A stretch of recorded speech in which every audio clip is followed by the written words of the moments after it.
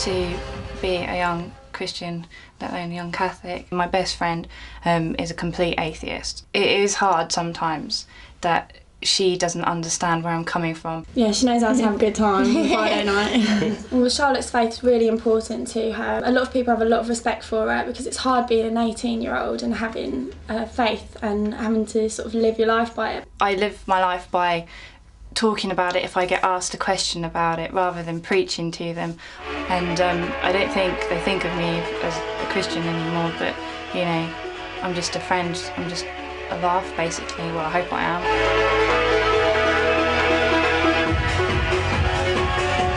Sex is constantly around you. It's constantly in TV programmes, films.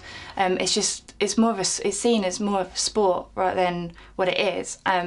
And to me, that's a really bad thing, because I believe that it's sacred and that it is the becoming of two people to one.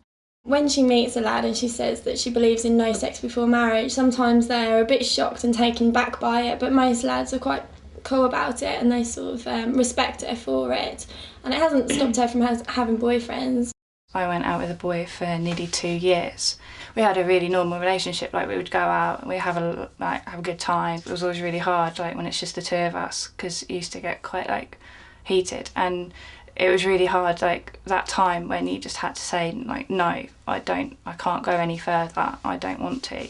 And he used to get quite angry with me, and even his family thought he was an idiot for going out for me. So eventually we broke up about 2 years, after 2 years, and he basically told me that he was sick of waiting, that he finally realised I was never going to give in, and he couldn't be bothered anymore, which hurt really bad. Like, you know, we were together for 2 years and stuff, and so that was really, really hard. And then he went off with my best friend, well, not like one of my best friends, a really close friend, who that day had said how she was there for me all the time and how awful it was, and then found out that they had sexual relations very soon after that they got together.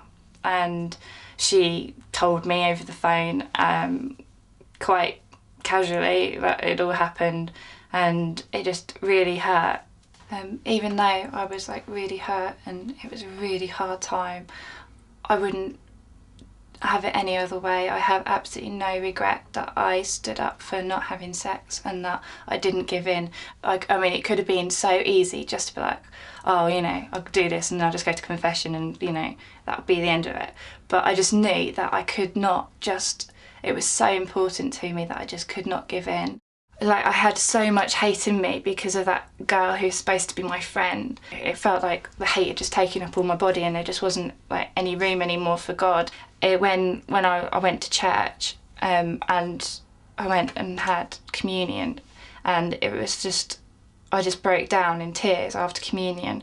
I just really, I don't know, like it was almost just like my hate was just like coming out of me, and it was like, I'm not one to just suddenly burst into tears in the middle of public, and I didn't realise, but then like Mass had finished and I was just sitting crying, and just knowing that, you know, God is always with you no matter what, and God will not ever leave you, even if you can't feel his presence. He is there, and he's going through everything with you, and like he loves you so much that he's obviously got a reason why you're going through it, and that you are a child of God, and that everything is going to be all right in the end, and it has been.